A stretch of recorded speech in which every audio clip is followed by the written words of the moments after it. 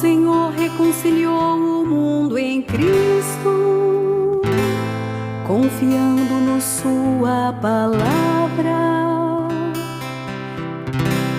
a palavra da reconciliação, a palavra que hoje aqui nos salva. Aleluia, aleluia. O Senhor esteja convosco, Ele está no meio de nós. Proclamação do Evangelho de Jesus Cristo segundo Mateus.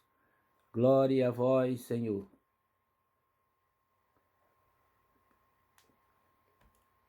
Naquele tempo disse Jesus a seus discípulos: Se teu irmão pecar contra ti, vai corrigi-lo, mas em particular, a sós contigo. Se ele te ouvir, tu ganhastes o teu irmão. Se ele não te ouvir, toma contigo mais uma ou duas pessoas, para que toda a questão seja decidida sob a palavra de duas ou três testemunhas. Se ele não vos der ouvido, dize-o à igreja. Se nem mesmo a igreja ele ouvir, seja tratado como se fosse um pagão ou um pecador público.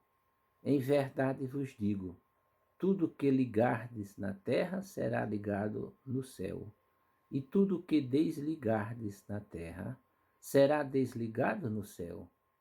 De novo, eu vos digo, se dois de vós estiverem de acordo na terra sobre qualquer coisa que quiserem pedir, isto vos será concedido por meu Pai que está nos céus.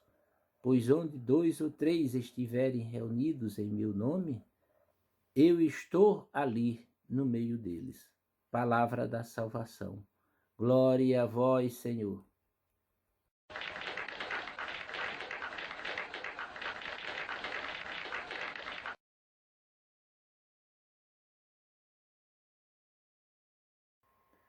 Queridos irmãos e irmãs, paz e bem, a Igreja celebra hoje o dia de São Maximiliano M. Kolbe, presbítero e mártir, que disse: por Jesus Cristo estou disposto a qualquer tipo de sofrimento.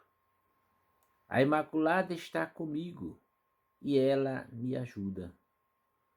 Costumava dizer São Maximiliano Kolbe, sacerdote que morreu mártir em um campo de concentração nazista.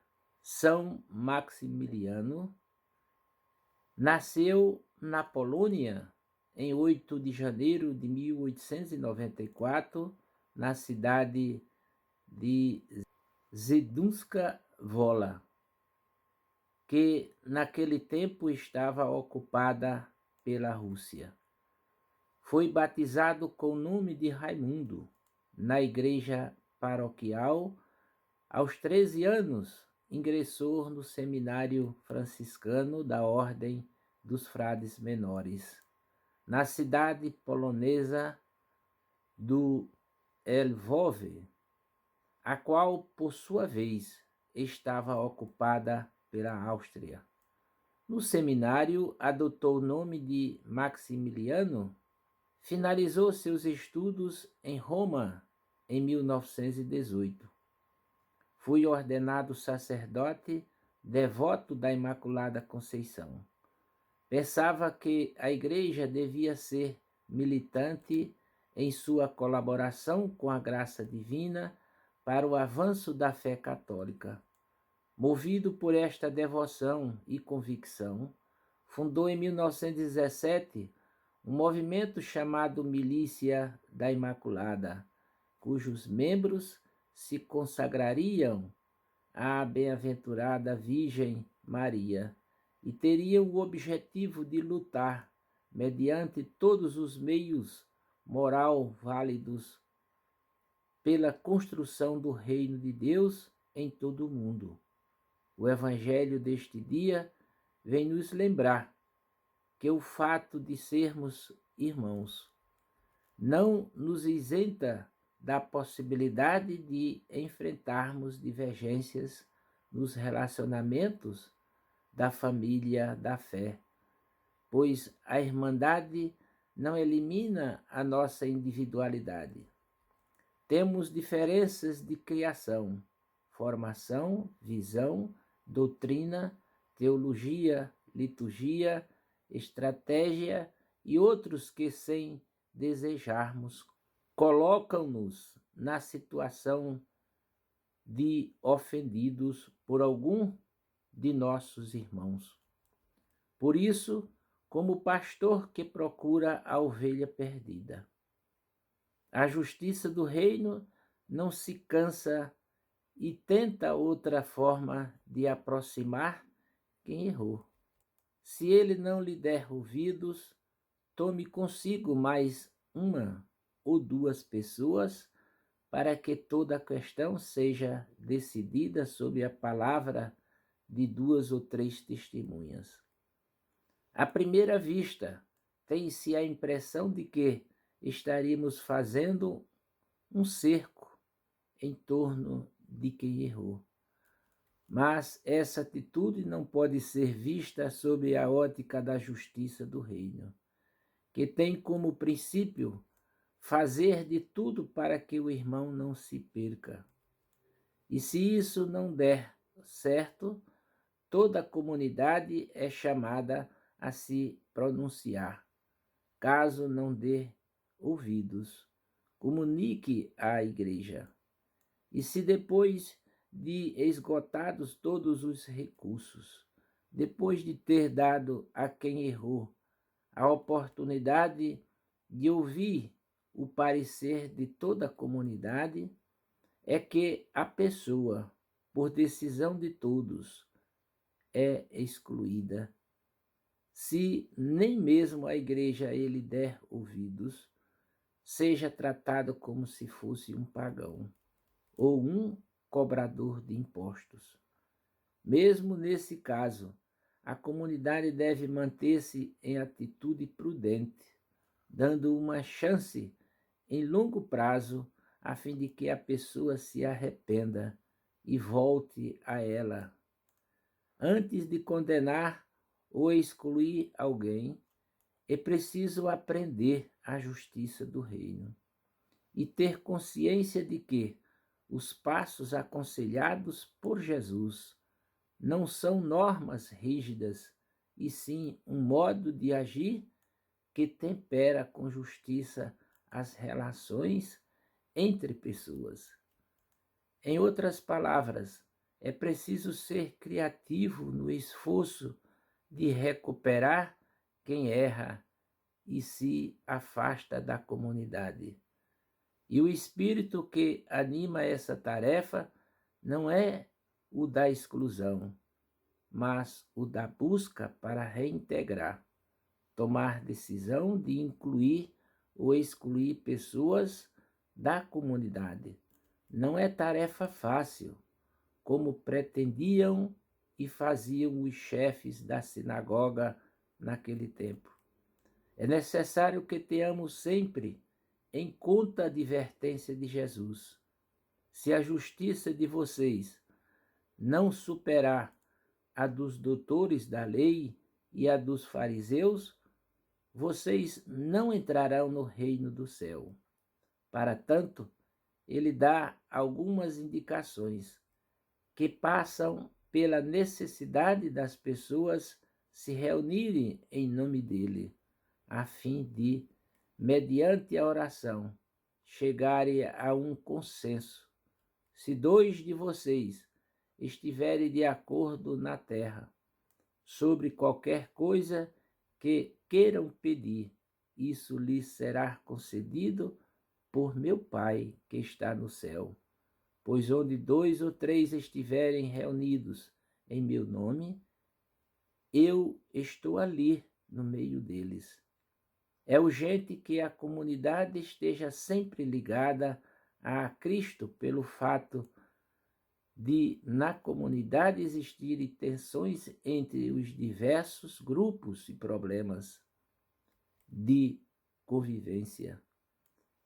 Há irmãos que se julgam superiores aos outros e que querem ocupar os primeiros lugares. Há irmãos que tomam atitudes prepotentes e que escandalizam os pobres e os débeis. Há irmãos que magoam e ofendem outros membros da comunidade. Há irmãos que têm dificuldade em perdoar as falhas e os erros dos outros.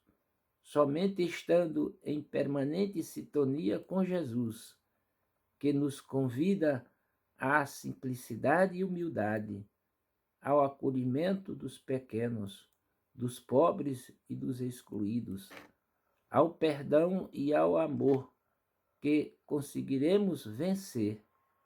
Aliás, com Jesus e pela força da oração, tudo pode ser mudado. Só assim seremos uma comunidade verdadeiramente família de irmãos, que vive em harmonia, que dá atenção aos pequenos e aos débeis, que escuta os apelos e os conselhos do Pai e que vive no amor do Filho, animada pelo Espírito Santo. Ninguém pode viver a fé de qualquer modo ou abandoná-la quando passar por aflições. As primeiras comunidades cristãs enfrentavam algumas dificuldades de correção fraterna, onde os mais humildes eram vítimas da falta de tolerância. E Jesus vem ensinar o jeito de nos reconciliar com os outros e ajudá-los a se reconciliar. Esse é o caminho que todos nós e nossa comunidade devemos percorrer. Não existe comunidade sem diversidade, nem diversidade sem divergência. Quando esta for detectada, os passos pessoais e comunitários precisam ser responsavelmente tomados na certeza de que é possível construir uma convergência em Deus que proporciona unidade para ligar como discípulos da comunidade de Jesus. Somos autorizados a ligar a terra ao céu. Tudo fazendo para que a vontade de Deus prevaleça sobre a vontade do homem. Unidade para acordar a autoridade que deve estar associada a uma espiritualidade que nos impulsiona a estabelecer parcerias de oração e acordos sobre dificuldades no relacionamento para as quais creremos sinceramente que o Pai seja capaz de sanar. Isto exige de nós a unidade para experimentar a presença de Jesus, construído e vivenciado o acordo terapêutico pela oração. Jesus assegura a sua presença em nosso meio. A experiência cristã evidencia que muitas vezes não temos nenhum controle sobre o que fazem conosco, mas temos o controle sobre como reagiremos ao que nos foi feito. Percorrer o caminho que vai da tristeza da ofensa para a experiência da plenitude da presença restauradora de Jesus. Este é o grande desafio da comunhão da Igreja que precisamos buscar diligentemente. Assim haverá harmonia e paz, concórdia e vida abundante entre nós. Louvado seja nosso Senhor Jesus Cristo, para sempre seja louvado. Amém.